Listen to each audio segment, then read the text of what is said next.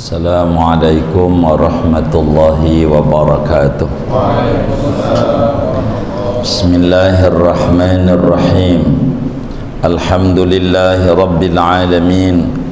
Salatu wassalamu ala sayyidina Muhammadin wa ala alihi wa sahbihi ajmain. Amma ba'du, faqad qala al-imamul muallifu rahimahullahu ta'ala wa nafa'ana bihi wa bi barakati ulumih wa ghafara lahu wa li masyayikhihi wa li masyayikhina, amin. Qala, berkata Imam Abu Laith As-Samarqandi, haddatsana Abu Ja'far rahimahullahu ta'ala, telah bercerita akan kami oleh Imam Abu Ja'far rahimahullahu ta'ala. Ia berkata, haddatsana Abu Nasr bin Muhammad bin Nasruyah, telah bercerita akan kami oleh Imam Abu Nasr bin Muhammad bin Nasruyah. Boleh saudara baca Nasrawaihi, boleh. Haddatsana Abu Shihabin Ma'mar bin Muhammad, ia berkata telah bercerita akan kami oleh Imam Abu Shihab, nama aslinya Ma'mar bin Muhammad. Ia berkata, haddatsana Makki bin Ibrahim, telah bercerita akan kami oleh Imam Makki bin Ibrahim. Ia berkata, haddatsana Bishr bin Zayyati, telah berceritakan kami oleh Imam Bishr bin Zayyad, anil A'masi wa Khattabin wa Anbasata, daripada Imam A'mas, Imam Khattab dan Imam Ambasah, wa nahwin min khamsina syaikhan, dan kira-kira dari 50 guru besar. Kulluhum, seluruh mereka yang 50 ini, yusniduna hadzal hadisa, yaitu mensandarkan mereka akan ini hadis, ila amiril mukminin, kepada amirul mukminin, rajanya orang-orang mukmin, Aliin, yakni Imam Ali karramallahu wajhah, annahu qala, bahwasanya Imam Ali yaitu berkata oleh Imam Ali, ayyuhan nas, wahai sekalian manusia, ihfazu anni khamsan, jagalah olehmu daripadaku akan 5 perkara. Ihfazu anni isnataini, jagalah olehmu daripadaku akan 2 perkara. Wa isnataini, dan 2 perkara lagi. Wa wahidatin, dan 1 perkara. Ala la yakhafanna ahadun minkum illa dzambah,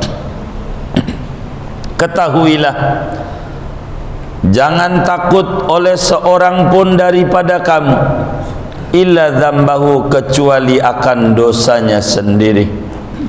Wala yarjuwanna illa rabbah, dan jangan berharap oleh seorang di antara kamu illa rabbah, kecuali berharap akan Tuhannya. Wala yastahi minkum ahadun idza lam ya'lam an yata'allam, dan jangan malu daripada kamu oleh seorang pun apabila tidak tahu, jangan malu akan bahwa belajar ia. Wala yastahi ahadun minkum in su'ila wa huwa la ya'lamu an yaqula la a'lam, dan jangan malu oleh seorang pun daripadamu jika ditanya ia padahal dia tidak tahu, jangan malu akan bahwa mengatakan la a'lam, aku tidak tahu. Wa'lamu anna as-sabra minal umuri bimanzilatir ra'si minal jasad, ketahuilah olehmu akan bahwa sabar daripada segala problem, yaitu dengan pangkat kepala daripada badan. Fa idza faraqa ar-ra'sul jasada fasadal jasadu, Maka apabila berpisah oleh kepala dari badan, maka rusak oleh badan, mati badan.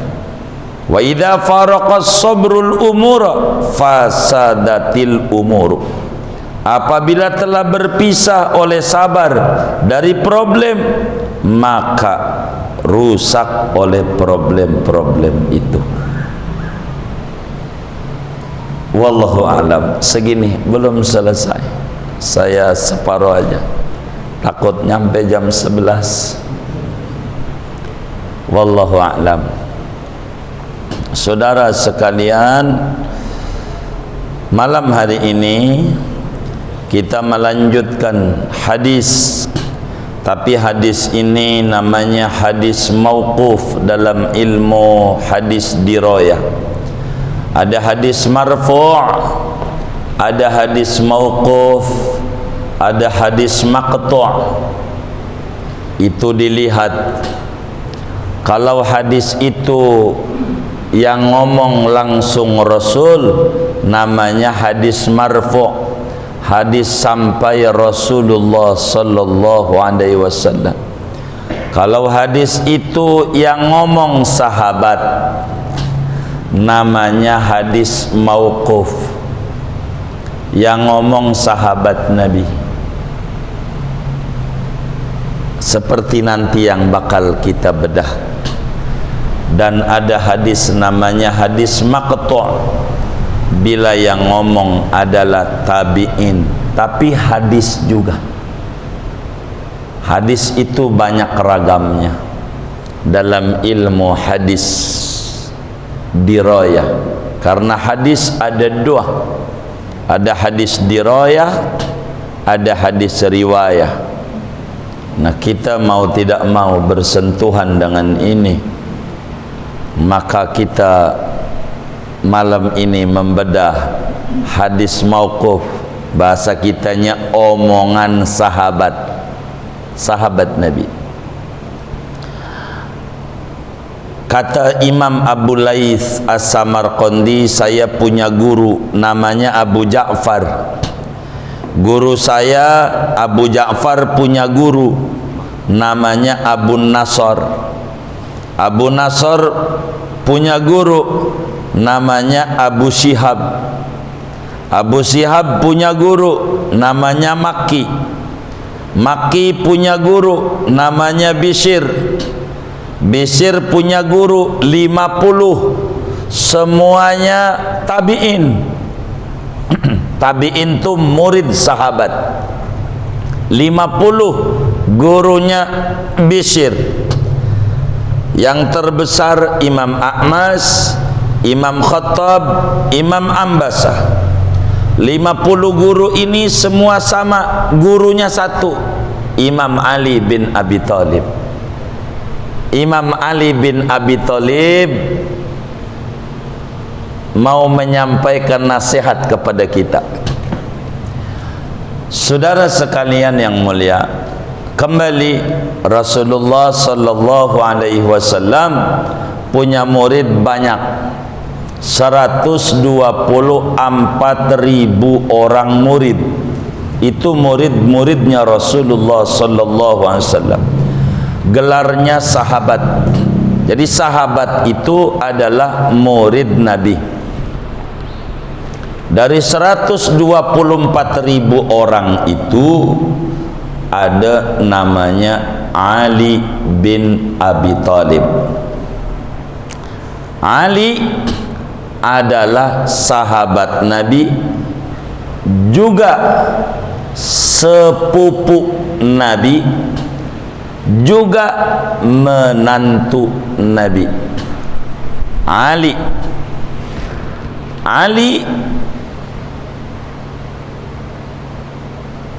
punya bapak, panggilannya Abu Thalib, bukan namanya. Ayahnya si Talib. Ayahnya si Talib bukan namanya di KTP-nya. Kan biasa begitu.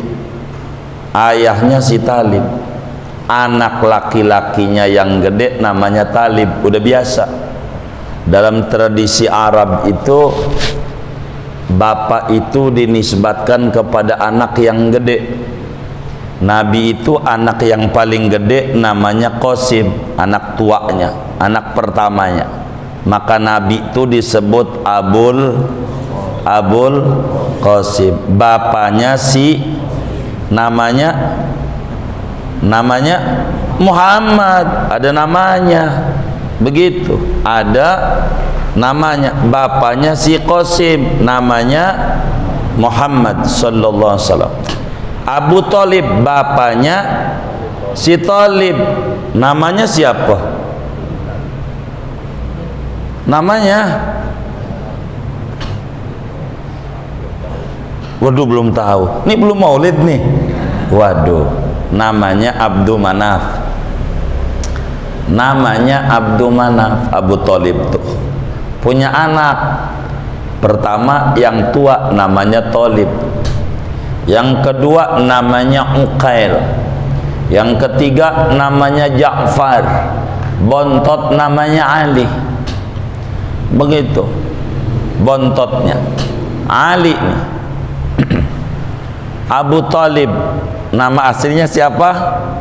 Abdul Manaf. Lah kan kita kudu tahu keluarga Nabi.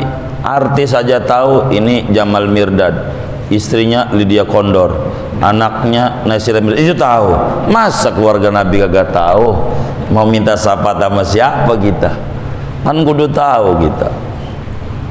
Namanya Abdul Manaf, nama aslinya Abu Thalib, bapaknya si Talib, lebih masyhur dengan sebutan Abu Thalib, bapaknya si Talib. Namanya Abdul Manaf. Di dalam kitab-kitab sejarah yang otentik, nama aslinya Ali bin Abdi Manaf, panggilannya bin Abi Thalib, itu yang masyhur. Ali Abu Thalib punya bini. Abu Thalib ini punya bini. Punya bini nggak kira-kira? Ya punya. Kalau enggak ini anak dari mana? Kan begitu ya.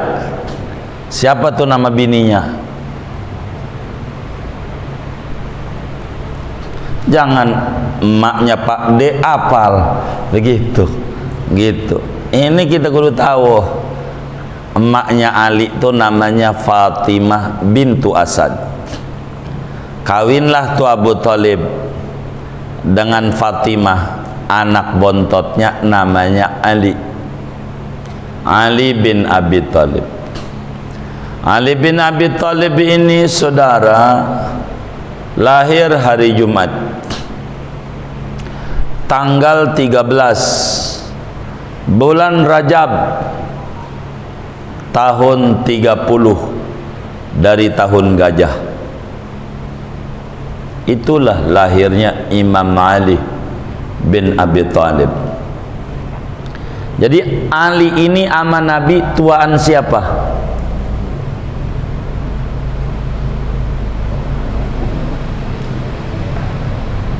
Kalau di Al-Anwar, kalau ditanya dipelototin apa dijawab ya? Takut juga saya ini sebetulnya, ngeri saya bisa pulang ini. Ali ini ama Nabi tuan siapa? Nabi. Tuan Nabi. Berapa tahun?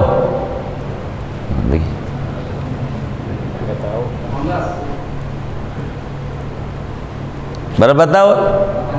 18. Saya ulang biar diperhatiin. Ali lahir hari Jumat tanggal 13 bulan Rajab tahun 30 dari tahun gajah.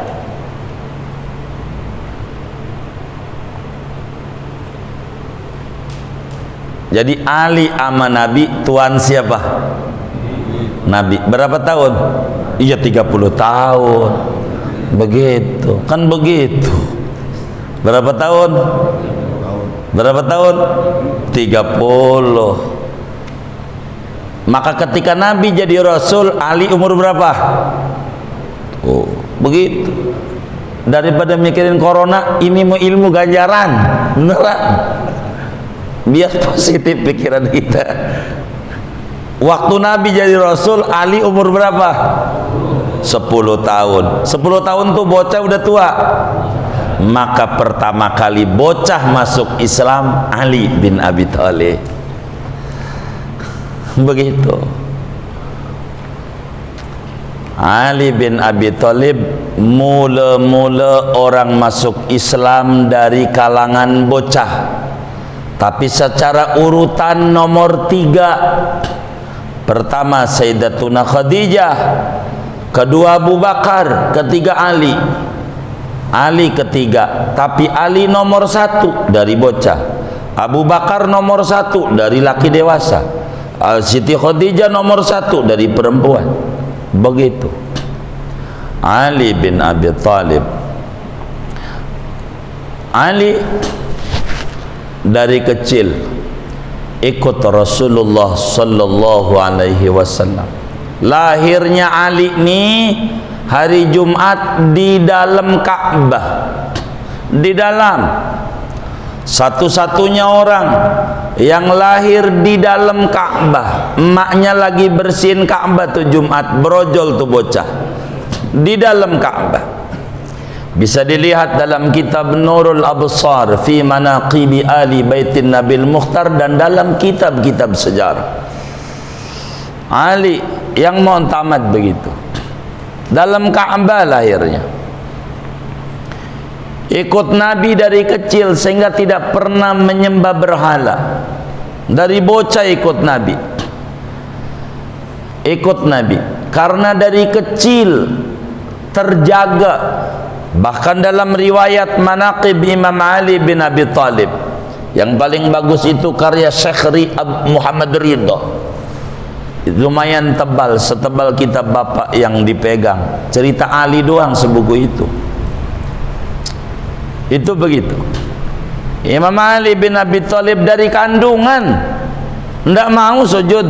Dari dikandung di perut ibu sujud di berhala. Emaknya pengen sujud ngeganjel lagi hamilnya, seakan-akan tak boleh sama Ali. Jangan. Ali begitu. Maka sahabat dari 124.000 orang sahabat yang panggilannya karramallahu wajhah Ali terpelihara. Maknanya karramallahu wajhah, Allah muliakan pribadinya, tak bersentuhan kesyirikan meski zaman itu syirik banyak.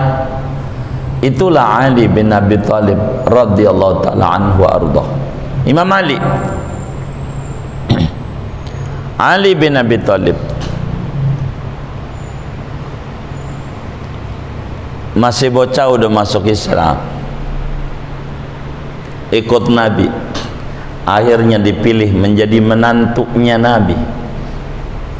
Di tahun kedua Hijriah dikawinin dengan Siti Fatimah Az-Zahra oleh Nabi. Ali bin Abi Thalib menantu Rasulullah. Dia punya gelar namanya Babul Ilm. Ali itu disebut pintu ilmu. Ada hadis yang dikritik banyak orang, padahal hadisnya sahih. Ana madinatul ilmi wa aliyun babuha. Kata Nabi, aku kota ilmu, gudang ilmu, pintunya Ali. Ali, apa aja di Ali. Begitu. Imam Ali itu hebat. Imam Ali wafat di Kufah. Moga kita ada rezeki ziarah ke Irak. Allah takdirin ke Syekh Abdul Qadir Jilani, Ma'ruf Al-Qarhi, Junaidi Al-Baghdadi, Sari Saqati, Abu Hanifah, termasuk Imam Ali, dan badannya Imam Husain. Palanya di Mesir, depan Al-Azhar, pala doang. Badan di sana, di Irak. Imam Ali meninggal pada bulan Ramadan tanggal 21 malam Lailatul Qadar tahun 40 Hijriah. Imam Ali tidak banyak, meski ikut Rasulullah, riwayat hadis tak banyak. Tidak seperti Abu Hurairah radhiyallahu taala an. Enggak banyak. Ali nih dikit, enggak nyampe 1000, tapi yang kalamnya Imam Ali 1300-an. Ada 800 lebih yang Imam Ali ngomong enggak pakai qala Rasulullah. Dari 800 itu salah satunya malam ini kita mau bedah. Begitu. Saya enggak panjang dah cerita Imam Ali. Nantinya Ali doang. Kata Imam Ali, annahu qala, ayyuhan nas, wahai sekalian manusia. Maknanya kaum muslimin, orang mana saja, termasuk orang kebun nanas yang ada kebunnya nanasnya ora ada. Ayyuhan nas, wahai kaum muslimin. Ada dua riwayat ngomongnya nih.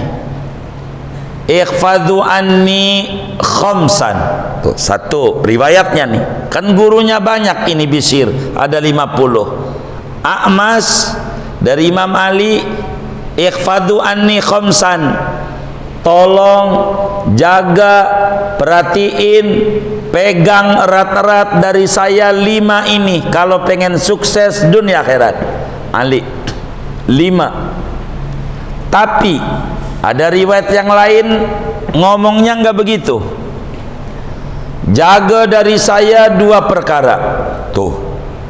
Dalam riwayat yang lain, jaga dari saya 2 perkara. Dalam riwayat yang lain, jaga dari saya 1 perkara. 2 tambah 2 tambah 1 sama dengan 7. Masa 7? Ya 5, sama yang kayak tadi. 5. Jangan meleng lihat kitabnya. Jangan mau disasar-sasarin. 5. Cara ngomongnya berbeda dalam berbagai kesempatan. Ada yang langsung 5, ada yang ngomongnya 2, ada ngomong lagi 2 lagi, ada 1, ada yang 2, 2, 1. Itu begitu. Riwayat yang 2 bunyinya begini, kalimatani tajma'ani kulla anwa'it tauhid. Itu begitu. Ada tuh bunyi begitu dari Imam Ali awalannya.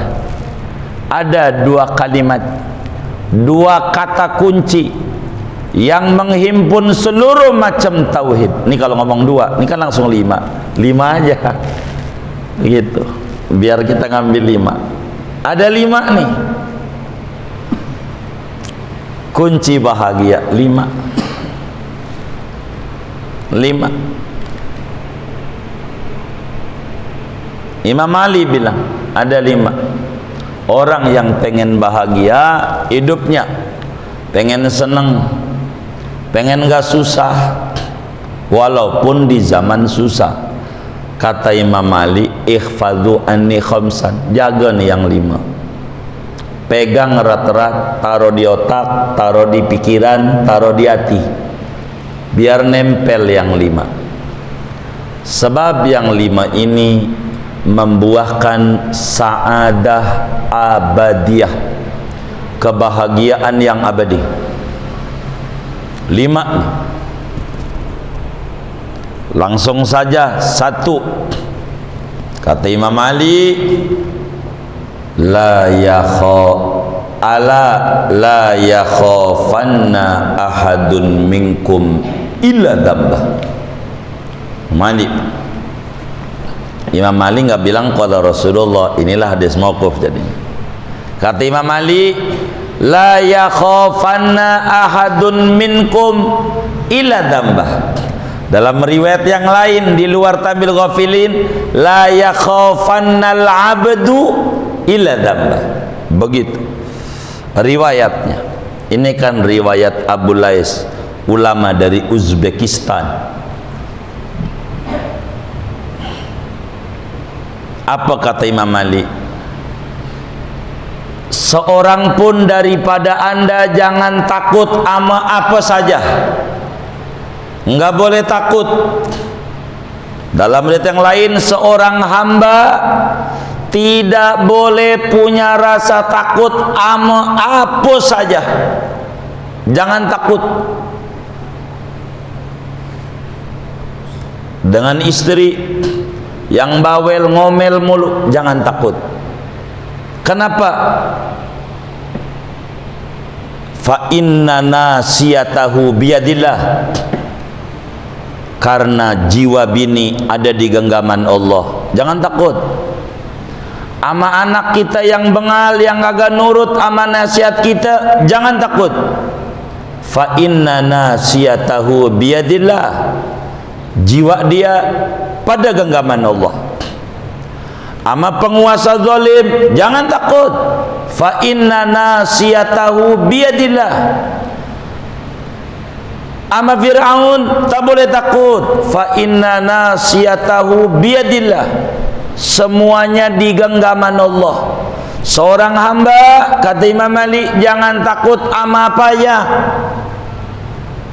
Terus yang kudu takut illa dzambah. Takutlah ama dosa sendiri. Jangan khawatir masa depan kita suram apa tidak, jangan takuti. Bagaimana kalau kita mati? Apakah anak-anak kita ini masih akur atau tidak? Enggak usah takut. Sebab fa inna nasiyatahu fa inna nawasihim biyadillah. Jiwa mereka di genggaman Allah. Terserah Allah mau digimanain aja. Yang kudu takut ama dosa diri sendiri. Kata Imam Malik, sebab itu yang merugikan kita. Sengsaranya kita, seretnya kita, punya rezeki, jangan takut dengan saingan. Ada orang buka warung depan rumah kita, ada orang buka percetakan lagi depan rumah kita, ada orang buka apa lagi lah toko depan rumah kita. Enggak usah bikin bingung. Mereka semuanya ada di tangan Allah. Yasrifuhum kaifa yasa. Allah terserah semuanya, terserah Allah. Kita enggak perlu takut dalam hidup. Kita kudu takut ama dosa sendiri. Dagangan kita macet, jangan salahin orang. Jangan-jangan dia dukunin kita, udah dosa.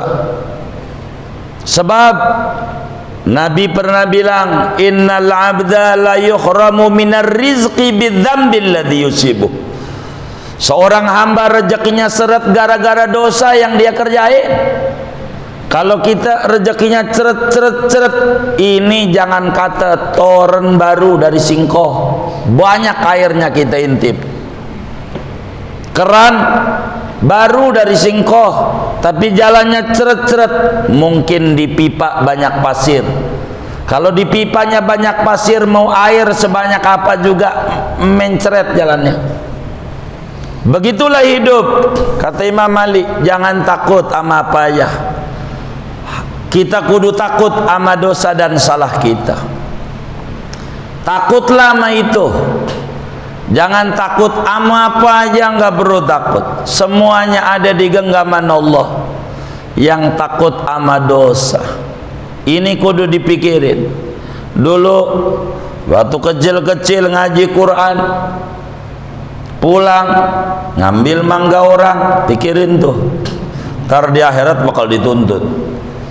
Pulang dari masjid nuker sendal, alasannya kaki nggak ada matanya, udah dibilang mata kaki.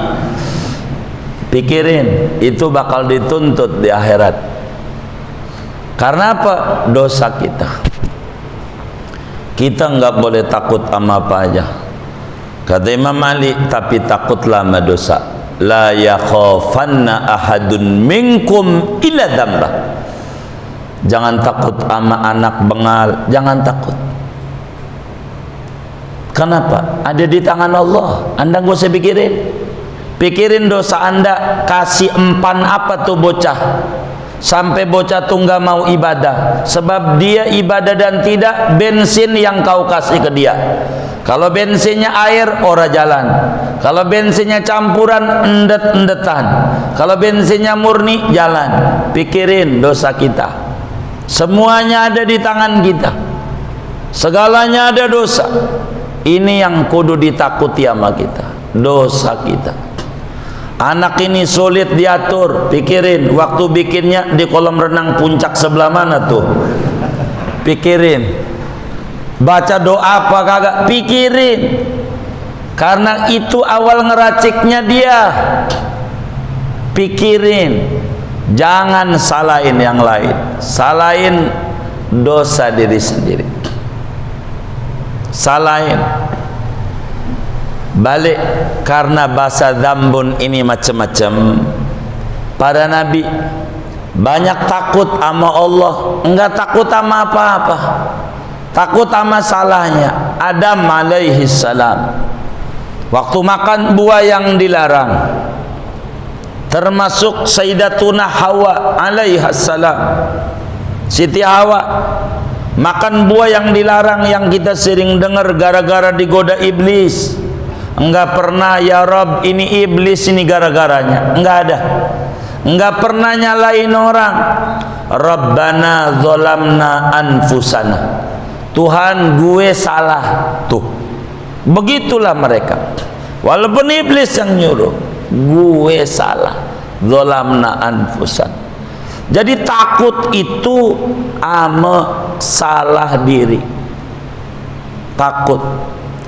Satu hari seorang sufi besar, Al-Imam Ibrahim bin Adham radhiyallahu ta'ala anhu, sufi besar. Sufi itu man sofa qalbuhu minal qadar, namanya sufi, orang yang bersih jiwanya dari kekeruhan hidup. Bukan sufi yang bajunya compang-camping, dekil kumel. Itu sufi sulit finansial, beda. Bukan itu sufi. Ibrahim bin Adham satu hari dia mau masuk ke kolam renang, hammam bahasa Arabnya, ke kolam renang. Mau masuk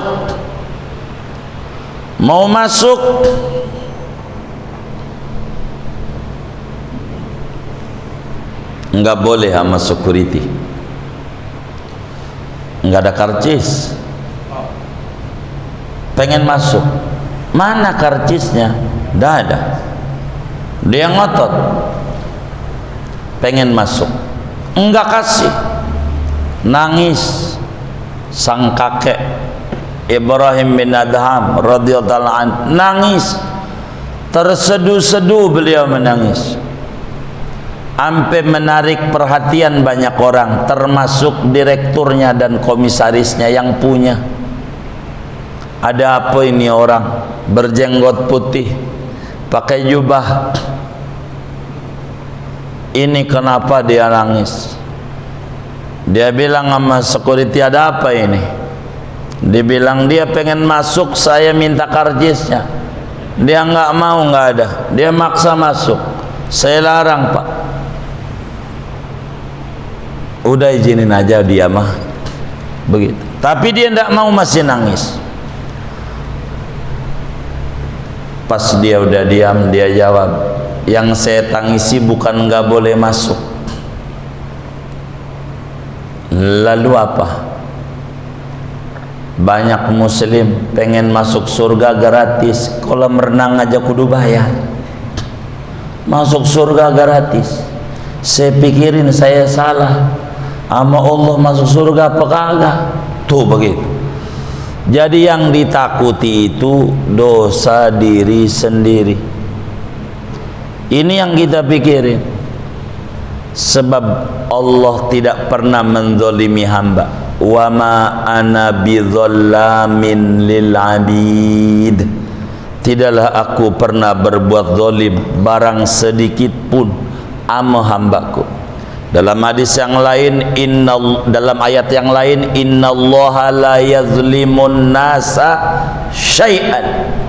Allah tidak pernah menzalimi manusia barang sedikit pun. Enggak pernah Allah berbuat zalim. Bahkan dalam hadis qudsi, Imam Muslim riwayatkan di dalam kitab Sahih Muslimnya dari Abu Dzar. Abu Dzar punya murid Abu Idris Al-Khawlani. Kata nabinya dari Allah, ya ibadi inni haramtu dzulma ala nafsi wa ja'altuhu bainakum muharraman fala tadzalamu. Hambaku, saya sudah haramkan berbuat zalim sama zat saya, kata Allah, dan saya jadikan zalim haram bagi anda semua, maka jangan berbuat zalim. Maknanya Allah enggak zalimin. Maka kalau kita ada masalah dalam hal apa saja, bukan salah Allah, salah kita. Karena itu jangan takut dagangan kita enggak laku, jangan takut kita masa depannya suram, jangan. Pikirin dosa sendiri. Wabah kayak begitu, saudara. Ini ada salah kita sama Allah. Tidak mungkin kalau sampai kayak begini. Sebab Allah udah bilang dalam Al-Quran, Zaharul fasadu fil barri wal bahri bima kasabat aydin nas hadzal waba bikasbi la bidzulmillah. Ini ulah tangan kita, salah kita sama Allah. Udah gitu aja. Banyakin taubat, cukup. Kita nggak boleh takut sama apa aja, kata Imam Mahdi. Takut mama dosa diri sendiri, diampuni apa tidak sama Allah. Banyakin takut sama dosa diri sendiri. Rasulullah sallallahu alaihi wasallam bimbing kita dengan istighfar beliau 100 kali, padahal beliau tak ada dosa. Yang enggak ada dosa aja istighfar 100. Untung saya ada dosa, jadi enggak istighfar. Ini salah. Kudunya kita banyak. Begitu. Kenapa? Kita kudu takut sama salah kita. Yang kita kudu takuti dosa. Sebab dosa ini menurunkan derajat orang. Yang tadinya gelarnya mukmin muti', mukmin asi. Yang tadinya hati bersih menjadi ada bintik-bintik hitam. Itu dosa. Maka yang kita kudu takuti dalam hidup ini adalah dosa dan salah kita, baik sama Allah, pikirin, atau sama orang tua, atau sama siapa, pikirin. Bila kita ada rezeki kita seret, kok ini gagal, itu gagal. Di depan apa di belakang ini ya, di depan mungkin ini, saya nggak ngintip ini babnya, bab hukukul walidain, nanti ada di Tambihul Ghafilin ini. Ittafaqa ashabu Rasulillah, bunyinya begitu tuh. Saya nggak hafal halamannya, tapi pasti ada ini. Ittafaqa ashabu Rasulillah sallallahu alaihi wasallam ala anna min asbabi dhaiqil ma'isyah tarkad du'a lil walidain. Sepakat 124.000 orang sahabat, seretnya rezeki kita kurang kirim doa buat ayah bunda kita. Kita pikirin ada salah nggak kita? Begitu cek dulu. La yakhafannal abdu illa dzambah. Kita tak boleh takut sama apa saja. Sama macan nggak boleh takut, sama apa aja nggak boleh takut. Yang kudu takut sama salah kita. Kalau kita salah pasti takut. Nggak usah ngomong akhirat, di dunia kita nggak punya SIM, ada polisi, itu hati udah begini nih, polisi ada salah berarti dia begitu. Kalau nggak ada salah menyantai aja. Ada juga yang nyantai salah bukan nggak ada salah, nggak lihat polisi. Pas ditangkap, saya sih salah. Tahu merah, cuman bapak saya kagak lihat.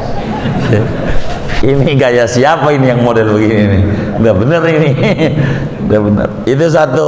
Imam Ali bilang begitu. Ingat, taruh di hati, kita kudu takut sama dosa dan salah kita. Sebab di akhirat kita nggak bakal ditanya salahnya orang lain kayak apa, enggak ditanya. Nggak usah kita banyak mikirin ngomentari ini itu, capek. Dosa diri sendiri aja begitu, nggak bakal ditanya.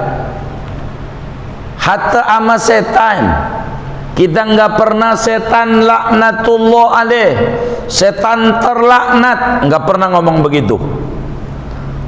Enggak bakalan ditanya di akhirat sama Allah. Kita dihisab lima lam tal'an iblisa muddata hayatika fid dunya. Mengapa anda enggak pernah melaknat iblis selama anda hidup di dunia? Anda bakalan ditanya. Itu urusan iblis, Allah. Tapi yang ditanya dosa dan salah kita. Pikirin itu. Mumpung kita diberi kesempatan hidup, rahasia Allah, orang banyak wafat dengan wabah, kita masih hidup, masih sehat, masih makan, bukan untuk menambah bumi yang penuh dengan dosa, tapi untuk berbenah.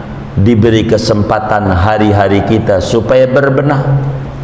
Sampai rambut kita dari hitam jadi putih, itu maknanya pesan mulia. Sudah waktunya anda meninggalkan dunia hitam, sudah masuk di dunia putih, mainnya di majelis, masjid, musola, dah begitu. Itu pesan. Doa, wala yarjuwanna illa rabbah. Kata Imam Ali bin Abi Thalib, seorang hamba jangan banyak berharap ama apa aja. Menggantungkan harapan kepada politisi yang kita pilih, kecewa. Menggantungkan harapan kepada teman kita, kecewa. Menggantungkan harapan kepada makhluk, kecewa. Karena itu berharaplah sebagai hamba kepada Allah, sebab dia pemilik segalanya. Wala yarjuanna ahadun minkum ila rabbah. Kata Imam Ali, bila anda punya roja, punya berharap dalam kehidupan ini, mau mengeluh problem apa aja, ujung-ujungnya mengeluh sama Allah, silakan nama Allah, ucapkan iyyaka na'bud wa iyyaka nasta'in. Nama Allah. Kalau mau ngarep malam melek kita banyak berharap sama Allah. PPKM yang dibuat oleh pemerintah hanya pembatasan kegiatan, kerumunan, kumpul-kumpul masyarakat, tidak membatasi rezeki kita.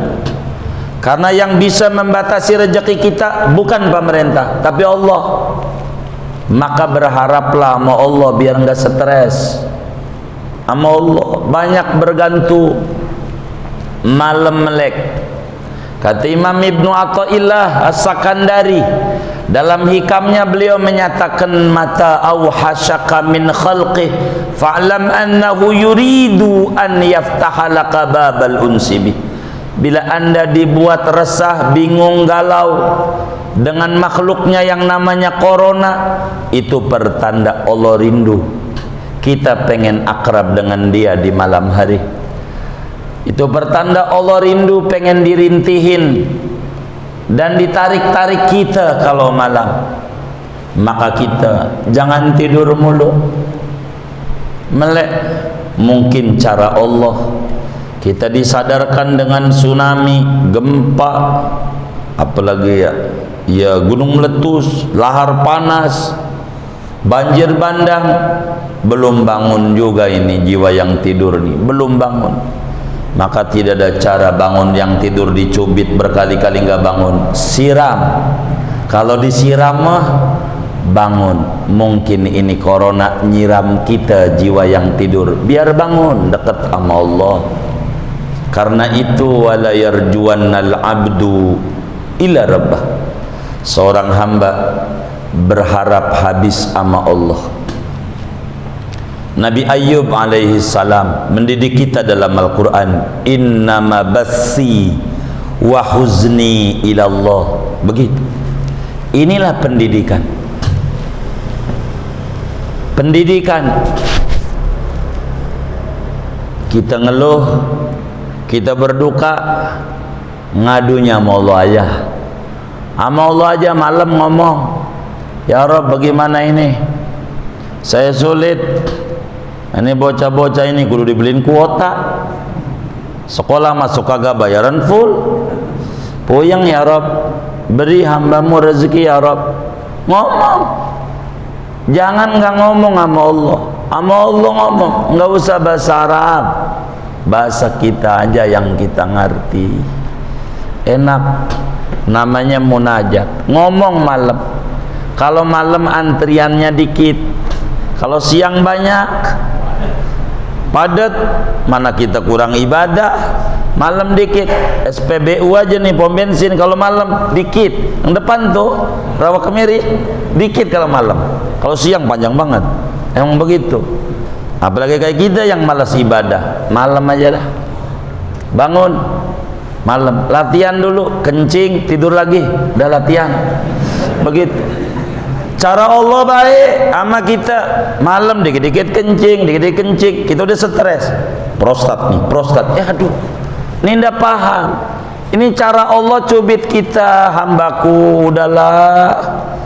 Waktu muni malam melek, gua kasih kencing nih, wudu, sholat 2 rakaat. Enggak ngerti juga. Ini kayaknya gejala prostat, besok kudu ke dokter, buang duit lagi. Aduh, jangan begitu. Ada nggak yang model begitu tuh? Yang mana orangnya? Aduh. Wala yarjuannal abdu ila rabbah. Ama Allah. Nabi begitu. Waktu di Taif, mau kemana? Di Mekah udah diusir. Di Taif ada famili, dipikir disambut pakai batu. Bukan tua, muda, bocah juga nyambitin Nabi, muanya. Duduk di bawah pohon kurma, ngapain? Roja sama Allah, doa. Di dalam sirah Ibnu Hisam ditulis nih doa. Doa paling manjurnya doa, Allahumma ilaika asku dha'fa quwwati wa qillata hilati wa hawani 'alan nas.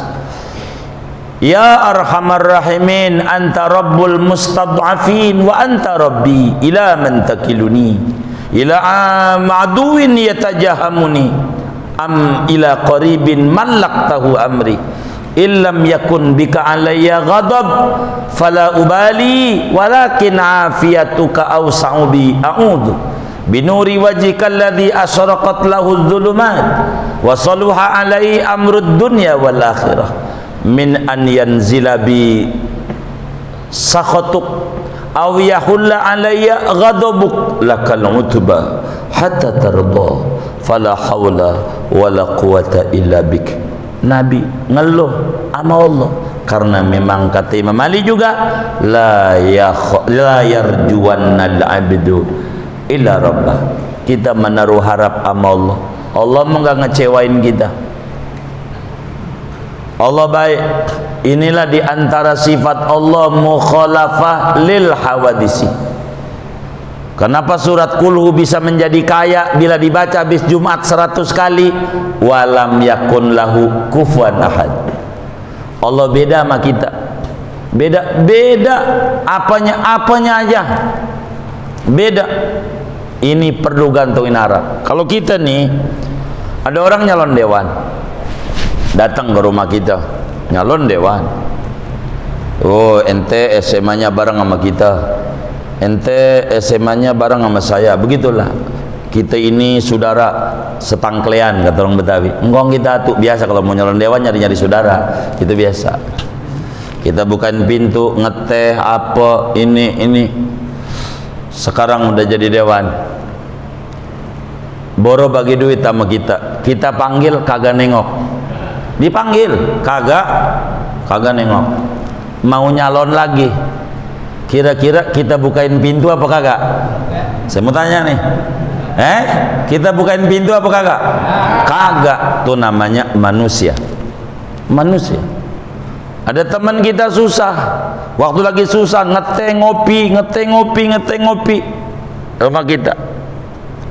Sekarang maju soalnya, ketemu, dipanggil, baru pakai duit, nengok kagak. Sekarang susah lagi, main di rumah kita, kita bukain pintu apa kagak? Kagak. Itu manusia. Allah enggak begitu.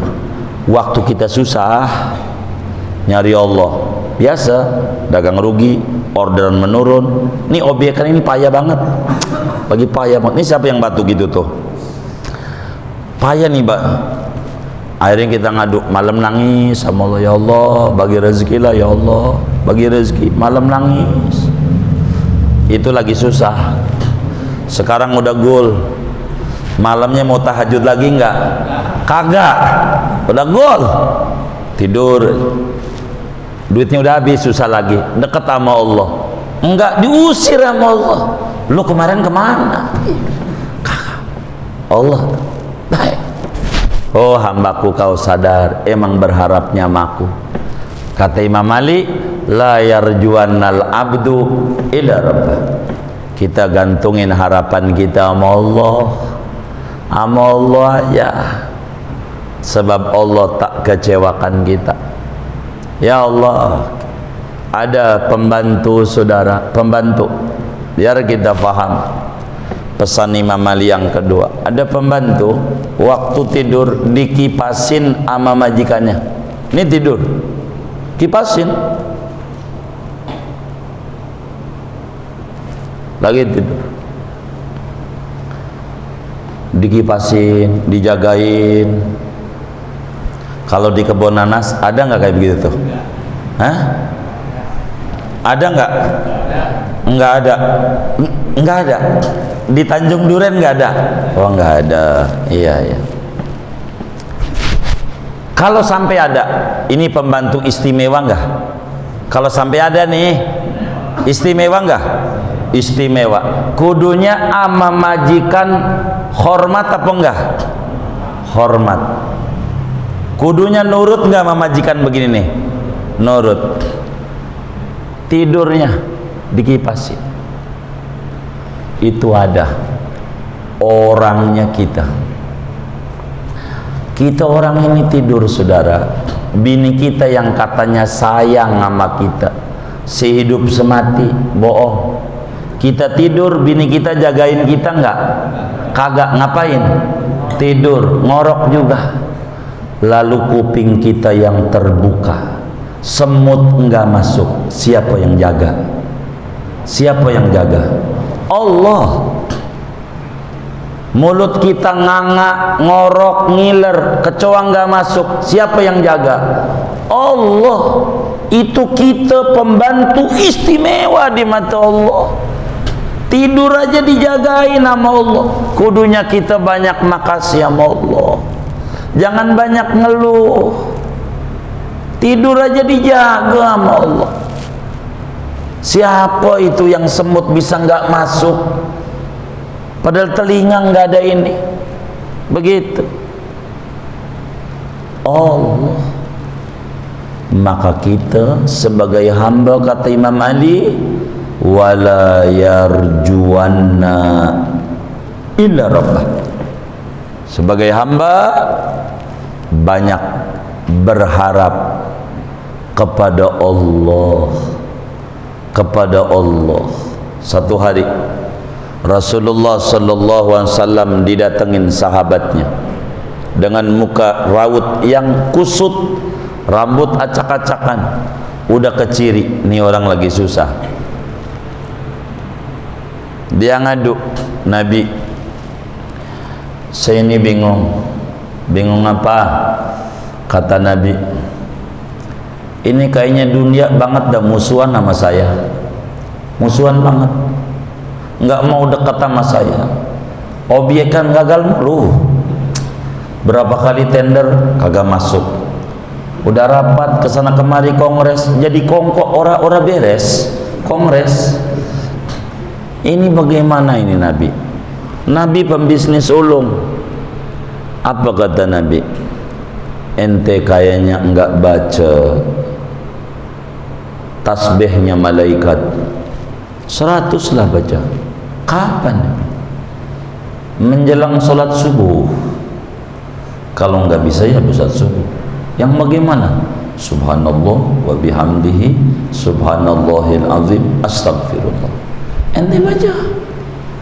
Nabi pembisnis ulung, dia bingung, bisnisnya gagal, enggak ngajarin tip bisnis, bagaimana kiat-kiat, karena yang didandani mindset, pikiran, kolbunya dia kurang banyak berharap sama Allah, maka didandani mindset itu. Dia bacalah zikir itu, tidak berapa lama usahanya pesat maju lagi, sampai dia bisa berbagi kepada handai taulannya. Dia bilang, Nabi, sekarang dunia udah baik banget sama saya, apa aja jadi.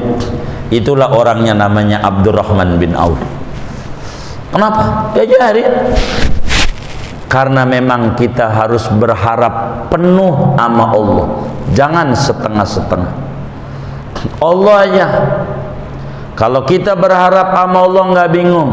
Corona begini saudara, bukan kita doang yang kena dampaknya.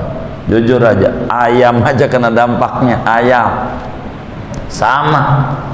Tapi belum pernah kita dengar ayam mengeluh.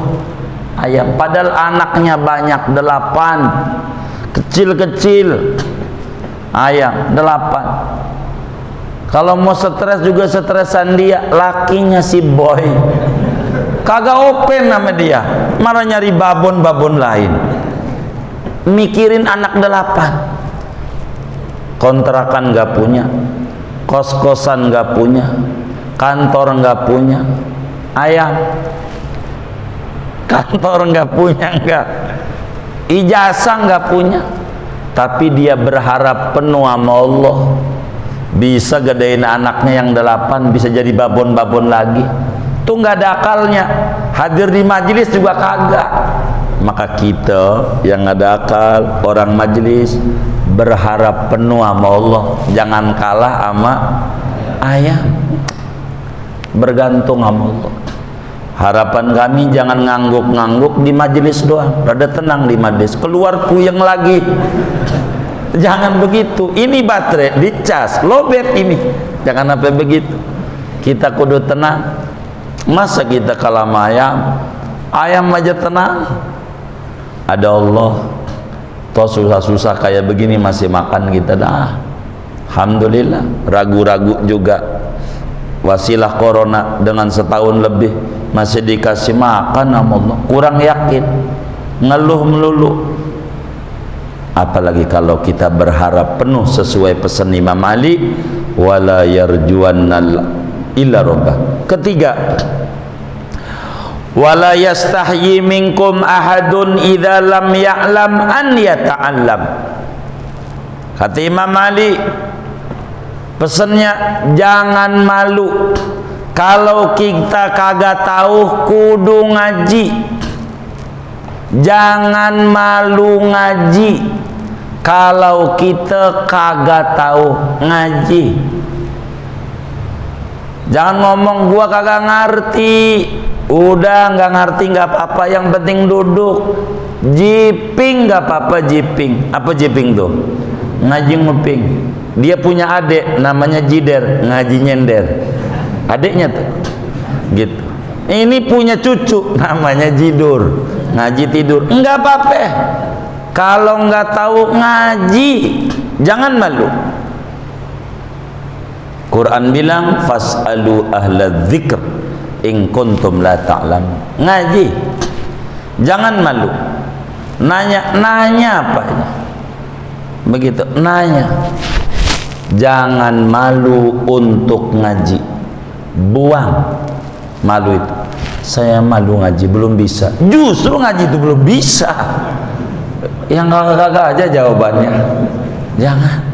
Begitu, jangan malu ngaji, jangan malu ngaji. Sebab ngaji itu akan lulus kalau diuji. Sebab dengan ngaji tidak bakal jumawa kalau dipuji. Orang ngaji aja, ngaji. Jangan malu untuk ngaji. Kalau kita kagak tahu, ngaji. Banyak keuntungannya bagi orang ngaji. Pohon-pohon pada banyak beristighfar, mintain ampun orang yang duduk di majlis. Itu pohon di gunung-gunung.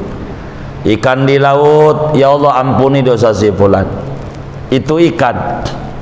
Sampai ada yang nanya, kok bisa begitu? Sebab pohon girang sama orang ngaji, enggak bakalan nebang pohon sembarangan, yang bakal menjadi longsor dan merusak ekosistem. Girang, maka dia doain orang ngaji. Ikan di laut, enggak bakalan dia pakai bom molotov yang merusak biota laut. Orang ngaji, ada ilmunya. Maka kata Imam Malik, jangan malu ngaji. Jangan malu, ngaji aja kalau nggak tahu. Sebab bukan di sini tempatnya malu. Keliru.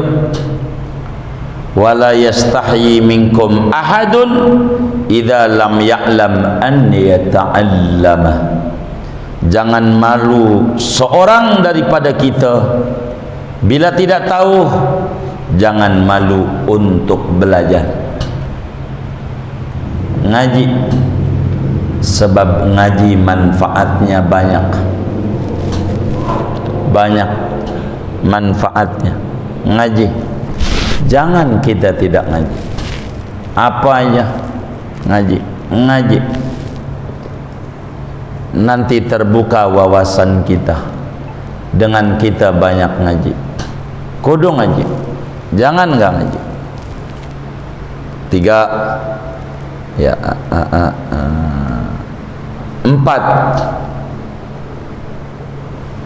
Kata Imam Malik, wala yastahyi ahadun minkum in su'il wa huwa la ya'lam an yaqula la a'lam.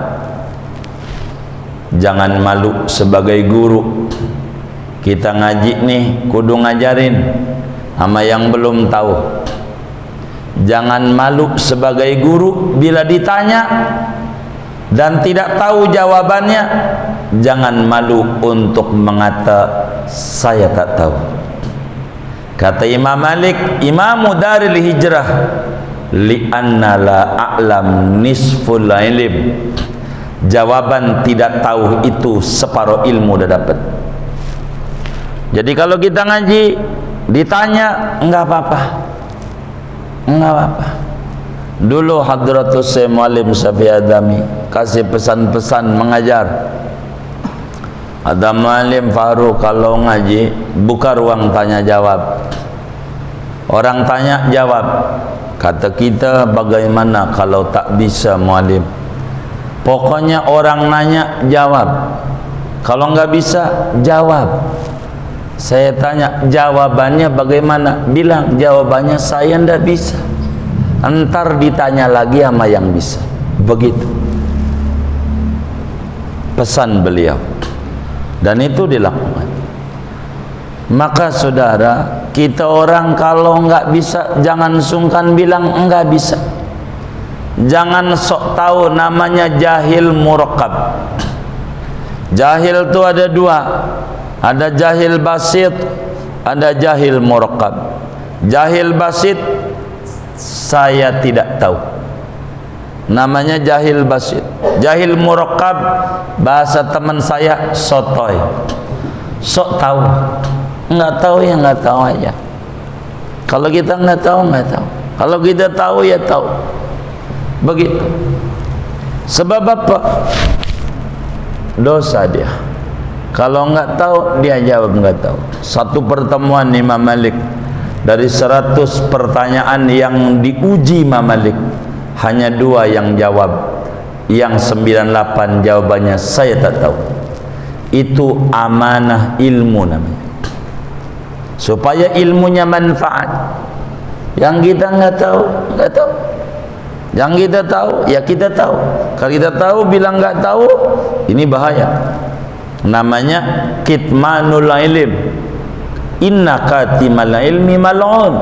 Ngumpetin ilmu dilaknat, dosa. Kalau tahu, tahu. Kalau nggak tahu, ya tak tahu. Begitu. Nggak boleh. Dan nggak boleh kita bilang semua saya tahu. Ini sombong. Imam Syafi'i diuji orang model begini. Ayo apa mau nanya sama saya apa aja dari A sampai Z, timur sampai barat, gua tahu. Tanya. Begitu. Kata Imam Syafi'i, saya mau nanya. Silakan. Jenggot lo ada berapa? Imam Syafi'i cuma nanya begitu dah. Dia diam, nangis. Saya nggak pernah ngitung. Jenggot aja kagak tahu, sok tahu sedunia. Ada berapa? Yang kita nggak tahu bilang nggak tahu. Jangan malu guru ngaji. Sebagai amanah ilmu, kalau nggak tahu. Satu hari Rasulullah sallallahu alaihi wasallam ditanya oleh Sayyidina Abdullah bin Samurah radhiyallahu an, ya Sayyidi ya Rasulullah, ma ajru man 'allama waladahul Qur'an. Nabi, saya pengen tanya, segede apa ganjaran orang tua ngajarin Quran sama anaknya? Dia nanya sama Nabi. Apa jawab Nabi? La a'lam hatta as'ala Jibril alaihi salam. Mohon maaf, saya tak tahu ganjarannya segede apa ya. Itu Nabi. Namanya amanah ilmu. Saya enggak tahu. Ditanya ganjarannya segede apa, saya tak tahu. Coba nanti kalau ketemu Jibril, saya mau tanya. Lalu Rasulullah SAW ketemu malaikat Jibril. Dia nanya, ya Jibril, ma ajru man 'allama waladahul Qur'an. Segede apa ganjaran orang tua yang ngajarin Quran sama anaknya? Kata Jibril, ana la a'lam ya Rasulullah hatta as'ala Rabbal Izzah. Saya enggak tahu. Coba nanti kalau ketemu Allah, tar saya tanya. Amanah ilmu begitu. Amanah ilmu. Sampai pada akhirnya ada terusannya nih hadis. Tapi kalau tujuan kita sudah nyampe, begitulah, jangan malu kalau enggak tahu untuk jawab saya tidak tahu. Begitu. Kayak begitu. Kalau itu mah ada terusannya tuh. Ketika Jibril ketemu Allah, Jibril sampai nama Nabi, ya Rasulullah, Allahu yuqri'uka salam. Allah kirim salam. Man 'allama waladahul Qur'an faka'annama at'ama 'asharata alafi miskinan. Orang tua yang ngajarin Quran sama anaknya itu gede ganjarannya kayak orang ngasih makan 10.000 orang miskin. Santunan yatim aja 10.000 kurang kayaknya. Dikit biasanya itu asuran tuh 10.000 tuh ngajarin Quran sama anak. Tapi masih terus tuh ada sepanjang banget dah. Tapi kita jangan ngajari Quran sama anak, ngaji dulu kitanya. Karena repot kalau kita ngajarin belum ngaji. Yang ngaji kalau kita udah bisa ajarin anak. Begitu penting. 4. Yang kelima, pesan Imam Ali, wa'lamu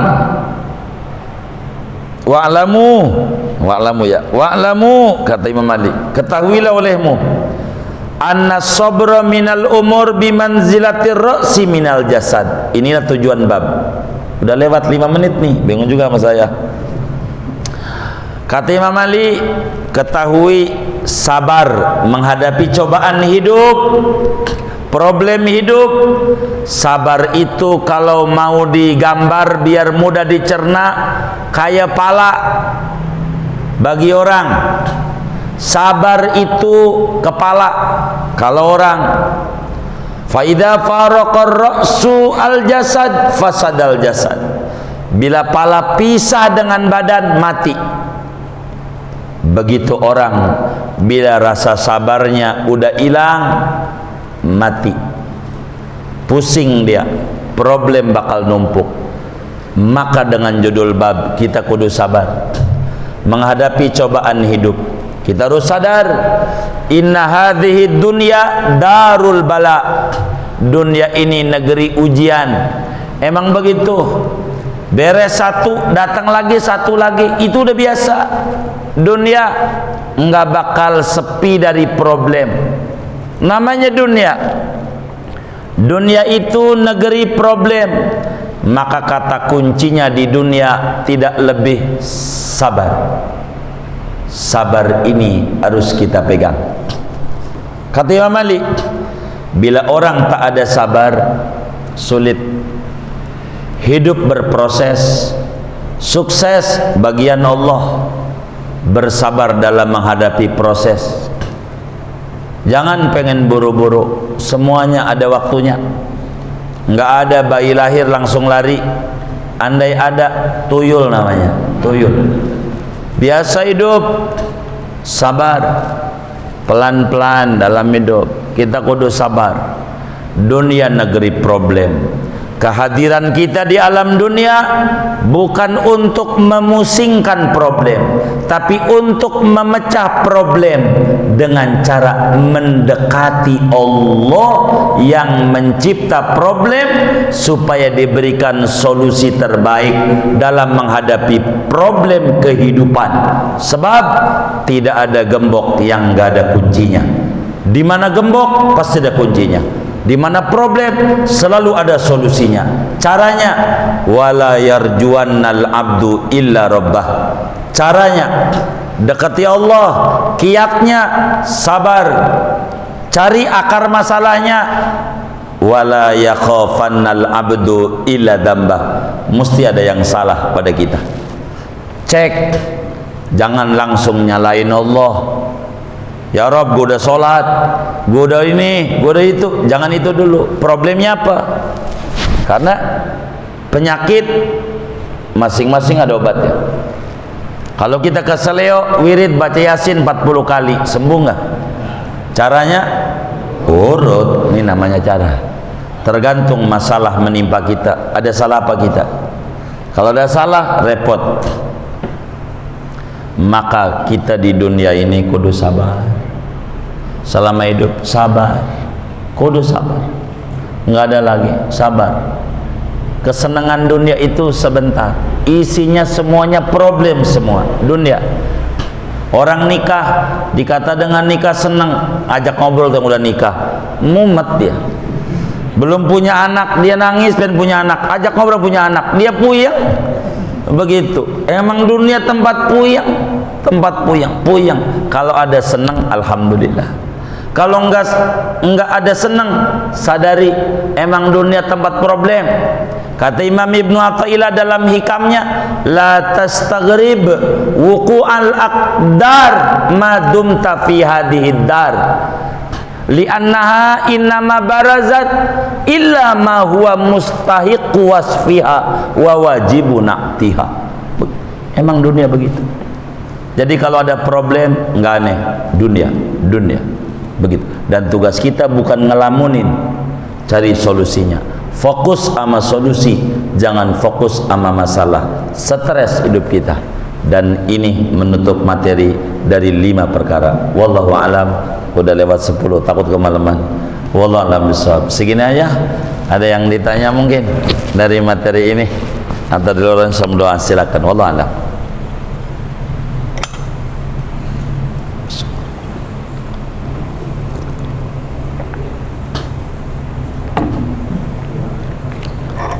Kalau tidak ada, kita baca Fatihah. Ini ada infak untuk kelancaran pembangunan pesantren